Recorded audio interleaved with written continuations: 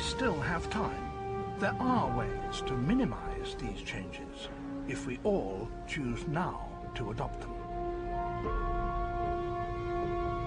But the next few years will be crucial.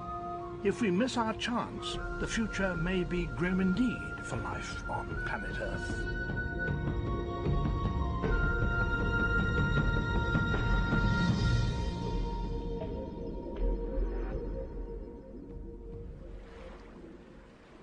The great majority of scientists are now agreed that our planet is warming and that human beings are at least some part of the reason it's doing so.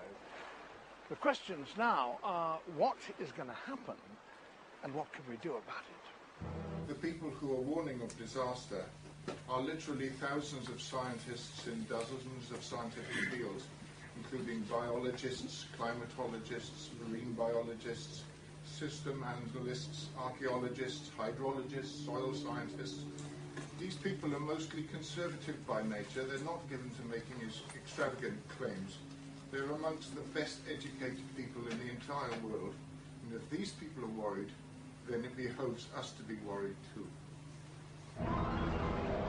We know there is now more carbon dioxide in the atmosphere than at any time in the last 650,000 years. Carbon dioxide is a greenhouse gas. Invisible and odorless, it surrounds our planet, warming it like a blanket.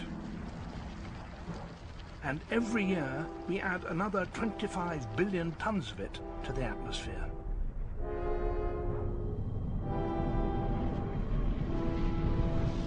As the blanket gets thicker, the planet gets warmer. In cities all over the developed world, millions of ordinary households produce great quantities of carbon dioxide simply by going about their daily lives.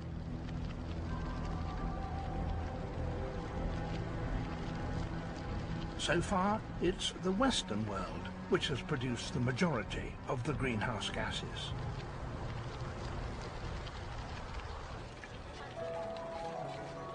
But that is set to change.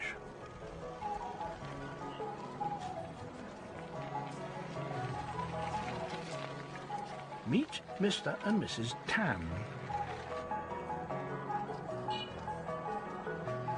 They are a fictional couple living in an average Chinese suburb. And they, together with 1.3 billion Chinese, are heading for a more energy-intensive lifestyle. Mr. Tan has got a new job, and it comes with a flat in the latest upmarket development, complete with state-of-the-art, energy-hungry fittings.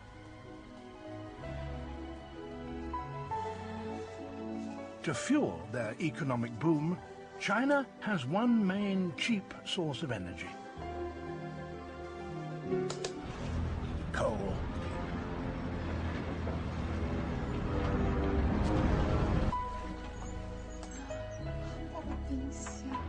Coal is the most carbon dioxide polluting source of energy we have. Currently, China is planning to build a large coal-fired power plant every week for the next 7 years.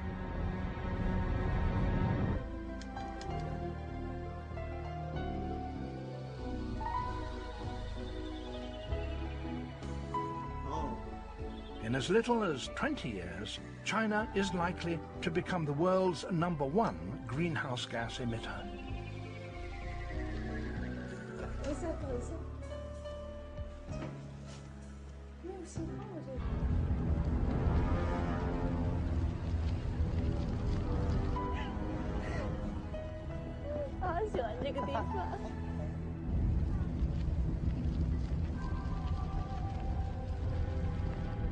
There is an explosion in energy consumption worldwide, and by 2050 we're on course to have doubled the amount we emit. If you look at 1,000 years worth of temperature and compare it to 1,000 years of CO2, you can see how closely they fit together.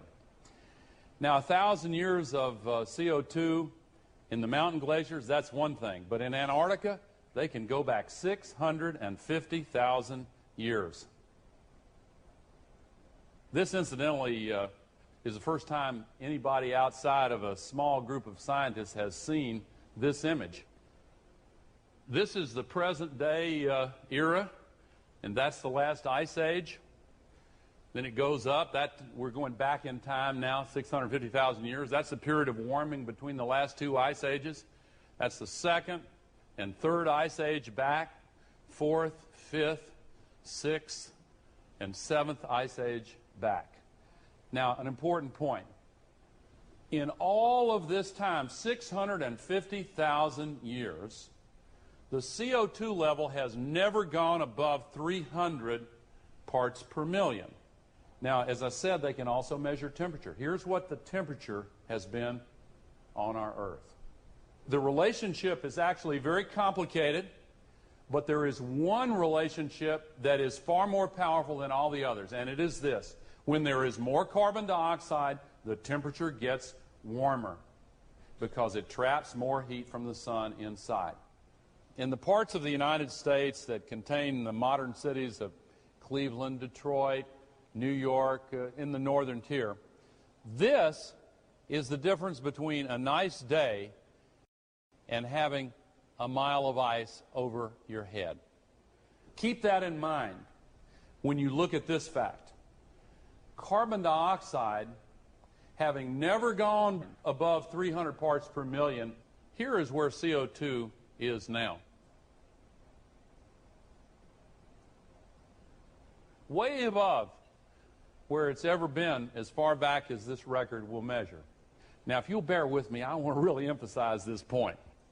The crew here has tried to teach me how to use this contraption here, so if I don't kill myself, I'll...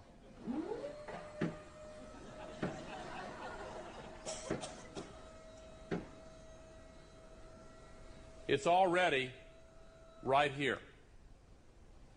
Look how far above the natural cycle this is, and we've done that.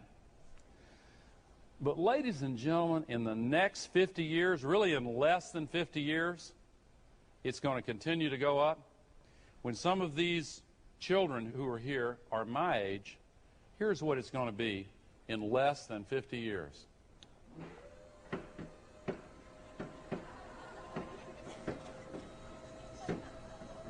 You've heard of off the charts. Within less than 50 years, it'll be here. There's not a single fact or date or number that's been used to make this up that's in any controversy. The so-called skeptics look at this and they say, so? That seems perfectly okay.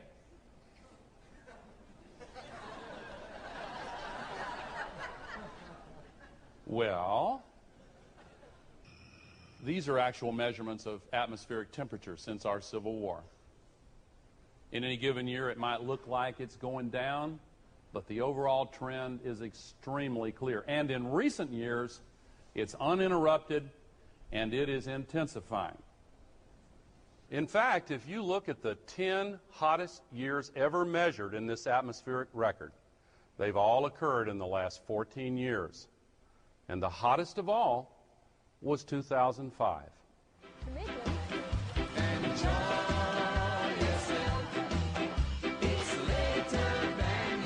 Most of us relish the chance to soak up a little heat.